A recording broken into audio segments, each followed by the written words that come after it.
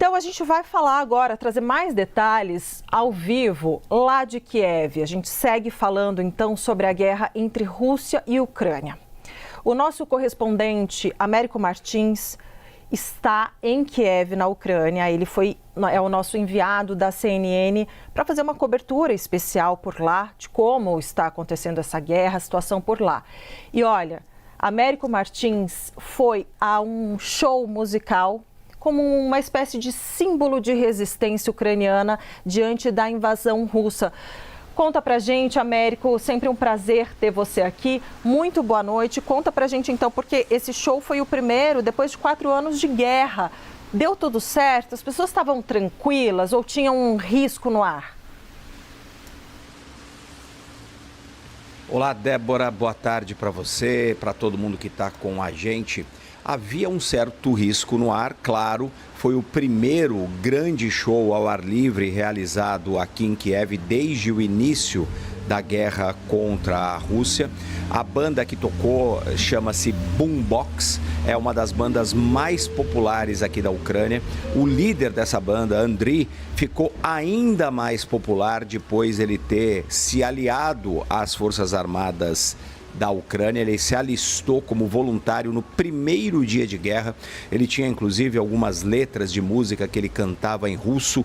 Ele acabou com todas essas músicas, deletou, não fala-se mais russo. Muita gente aqui na Ucrânia, em Kiev, especialmente a capital, que entende russo, eles abandonaram isso. Agora, esse show foi um desafio, inclusive, aos russos. Foram milhares de pessoas que se reuniram num estacionamento de um shopping center. E por que esse show foi feito no estacionamento de um grande shopping center num subúrbio aqui de Kiev? Justamente por conta do risco de segurança, Débora, porque era um lugar aberto, poderia acontecer eventualmente alguma ameaça de um ataque com drones ou com mísseis dos russos, e esse local tem 3 estacionamentos subterrâneos de carros, e se houvesse algum tipo de alarme, Débora, as pessoas poderiam correr para esses 3 estacionamentos no subsolo do shopping center onde o show estava acontecendo.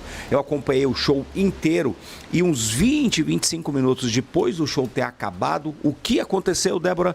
Um alarme de potencial ataque aéreo dos russos. Um ataque que acabou agora, há 3 minutos. Eu aqui na porta do hotel recebi agora há pouquinho a indicação de que esse alarme foi suspenso. Então, durante o show, felizmente nada aconteceu. Foi um show que foi feito durante o dia, inclusive, porque é à noite que os russos costumam fazer a maior parte dos seus bombardeios. Logo depois do final do show, teve sim um alarme de bomba e aqui perto de onde eu estou não se ouviu, felizmente, nenhuma explosão. Agora, esse show, eu perguntei a algumas pessoas, perguntei ao vocalista da banda, a gente que ajudou a realizar o show e a pessoas que estavam lá acompanhando, por que eles estavam lá correndo esse risco. E eu ouvi algumas respostas, Débora. A principal delas é que eles querem continuar resistindo e eles querem ter uma vida o mais normal possível e que é muito importante comparecer a um show como esse, dar um sinal para Moscou de que os ucranianos querem continuar querem continuar vivendo em paz quando for possível, mas também não vão mudar completamente a vida deles. Alguns, inclusive, brincaram. Nós somos loucos e, sendo loucos, isso indica que a gente pode ganhar essa guerra porque a gente está disposto a correr esse risco. Foi um show, primeiro grande show ao ar livre, como eu disse por aqui, de um líder de uma banda que, inclusive, faz parte das Forças Armadas. Ele fez uma música que, inclusive, virou uma espécie de hino da resistência dos ucranianos. Eu conversei com ele um pouquinho antes do show sobre a importância de um momento como esse. Vamos ouvir o Andriy, que é o vocalista da banda Boombox, que fez hoje esse primeiro grande show ao ar livre aqui em Kiev. Why is that important? Because of the huge sum of donations for the army that people contribute. So if you want them, if they want me to sing for that, I'm gonna sing until my throat goes out. They are my fellow citizens. We are all equal. It's not about the show of a big artist. It's more about the gathering of friends in one place, saying we are not afraid. We're gonna do what we do. Vamos falar sobre a guerra no leste europeu. A Rússia lançou um ataque com mais de 500 drones contra a Ucrânia durante a noite. Pelo menos uma pessoa morreu e mais de 30 ficaram feridas. Nosso analista de internacional, Américo Martins, está em Kiev. Vai trazer para a gente mais informações. Daqui a pouquinho, inclusive, destacando esse cenário onde está, nesse momento, Américo Martins. Mas até, Américo, para quem está nos acompanhando, nos últimos dias, o quanto que esses ataques estão sendo cada vez mais intensos, essa troca, essa ofensiva entre Rússia e Ucrânia. Qual é a mais recente atualização que você traz aqui para a gente? Bom dia, bem-vindo. Obrigado, Carol. Bom dia para você, para todo mundo que está com a gente. Uma excelente semana a todos. A gente está vendo um crescimento muito grande da violência entre a Ucrânia e a Rússia. Só nesta madrugada de segunda-feira, os russos dispararam 524 drones e 22 mísseis contra várias cidades aqui do país, especialmente na região de Dnipro. Isso aconteceu logo depois de um final de semana também muito violento, quando os ucranianos lançaram vários drones, também mais de 500 drones contra o território russo, inclusive atingindo a capital Moscou. Os ucranianos acabaram matando 3 pessoas na capital da Rússia, outras 12 ficaram feridas no ataque contra uma refinaria. E tudo isso acontece na sequência dos maiores ataques russos em 48 horas contra a Ucrânia, quando mais de 1.500 drones e mísseis foram disparados contra o país. Num desses incidentes, 24 pessoas ficaram mortas num prédio atingido aqui em Kiev pelo míssil russo. E hoje também, Carol, para mostrar como essa guerra vem se intensificando, isso depois de um cessar-fogo de 3 dias, que tinha levantado inclusive as esperanças de um cessar-fogo maior. Hoje nós tivemos mais uma ameaça.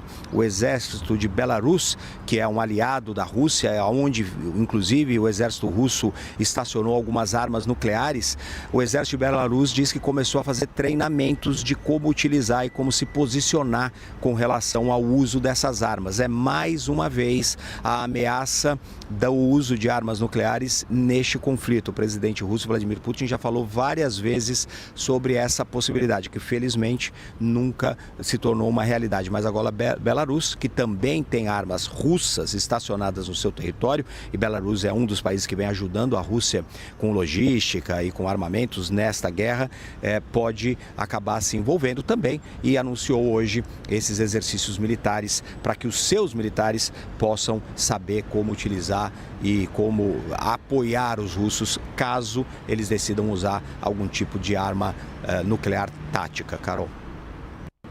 Américo, que a gente está acompanhando mais um dia de ataques, dessa agora ofensiva russa contra o território ucraniano, depois também de um fim de semana no qual a Ucrânia lançou ataques em direção à Rússia. Américo Martins, que está na Ucrânia, acompanhando o que é o dia a dia por lá. Tivemos inclusive, né, Américo, no fim de semana, conversamos também ao longo aqui da programação da CNN, você mostrava para a gente um primeiro show ao ar livre aí em Kiev, numa tentativa de retomada da normalidade. Mas as marcas da guerra estão espalhadas por Kiev, assim como as homenagens. Qual que é esse espaço? Onde é que você está? Traz aí as informações para a gente. O que você destaca desse cenário?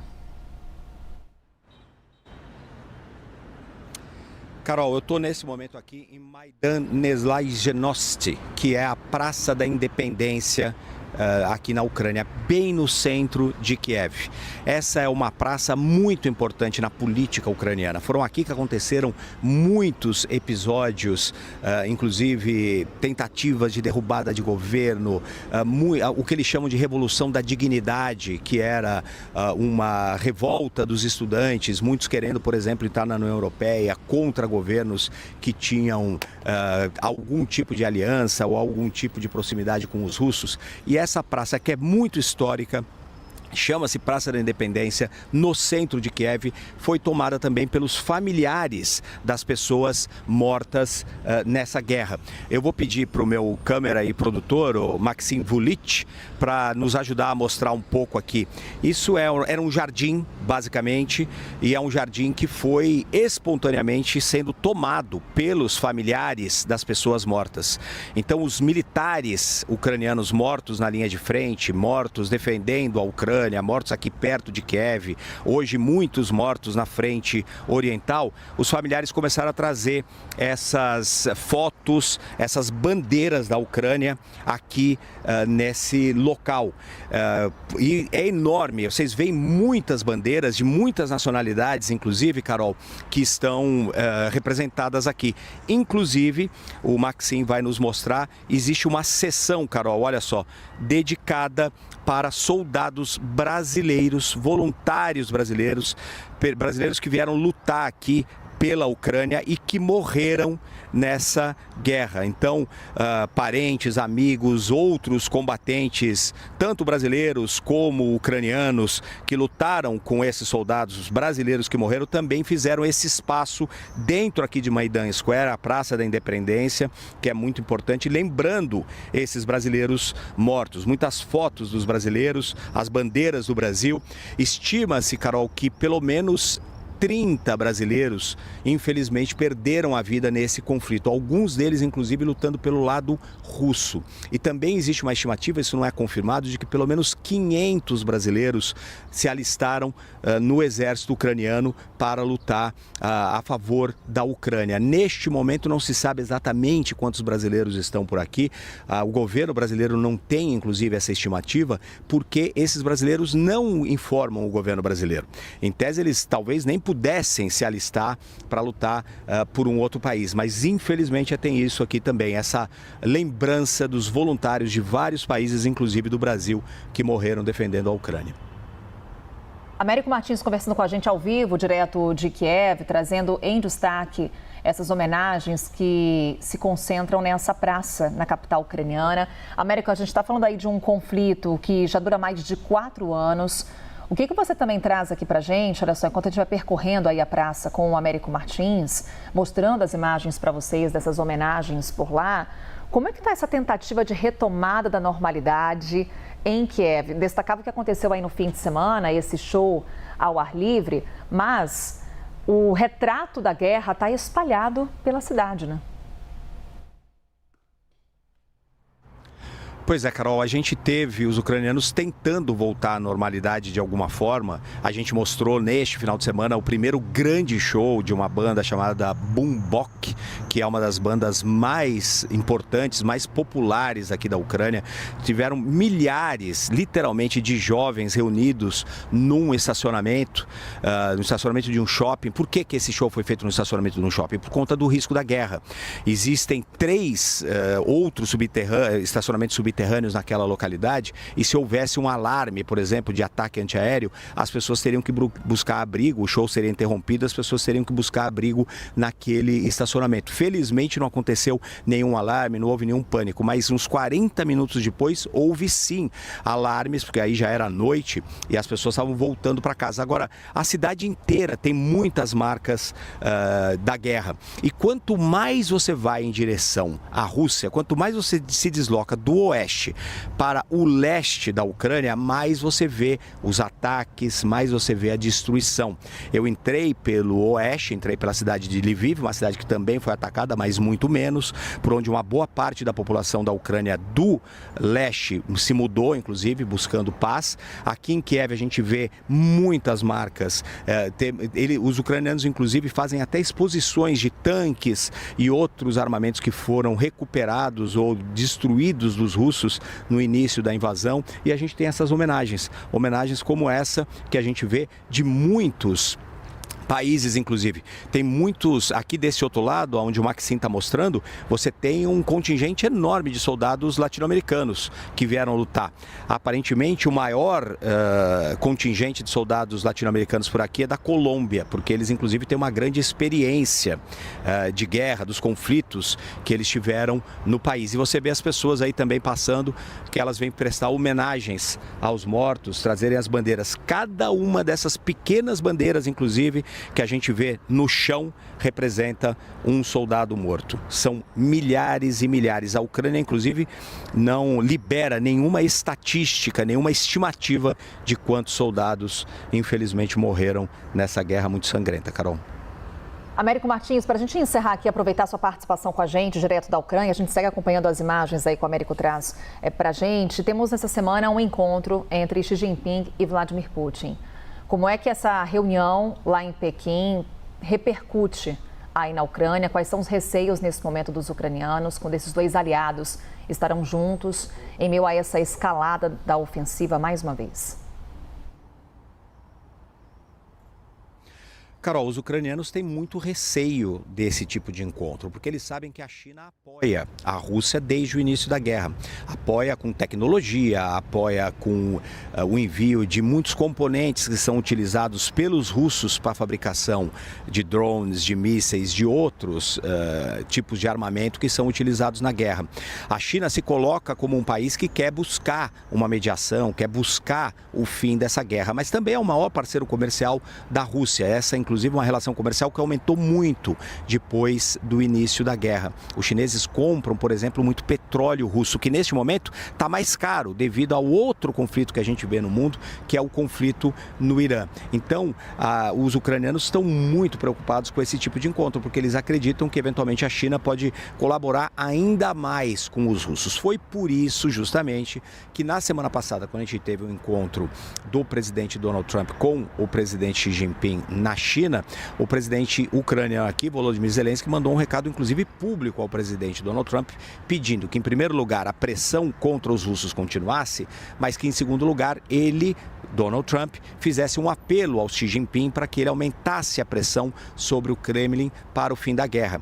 Qualquer resolução desse conflito por aqui, Carol, vai ter que passar por alguma participação dos Estados Unidos, de um lado, que vem apoiando muito a Ucrânia, e por outro lado dos chineses, que mantém, inclusive, a economia da Rússia funcionando. Então, esse é um encontro importante. A principal prioridade para o presidente Vladimir Putin vai ser justamente entender o que o Xi Jinping discutiu com o presidente Trump com relação ao conflito aqui na Ucrânia, que essa é a principal prioridade dos russos, e os russos continuam pressionando os ucranianos. Agora, Carol, com todo mundo que eu falo aqui, eles se preocupam, eles sabem das durezas da guerra, mas eles parecem determinados a continuar lutando. Ninguém com quem eu conversei, ninguém, absolutamente ninguém, chegou a admitir a possibilidade de fazer um acordo, por exemplo, cedendo território para os russos. E tudo isso vai ser discutido nessa importante reunião lá em Pequim entre o presidente russo Vladimir Putin e o líder chinês Xi Jinping.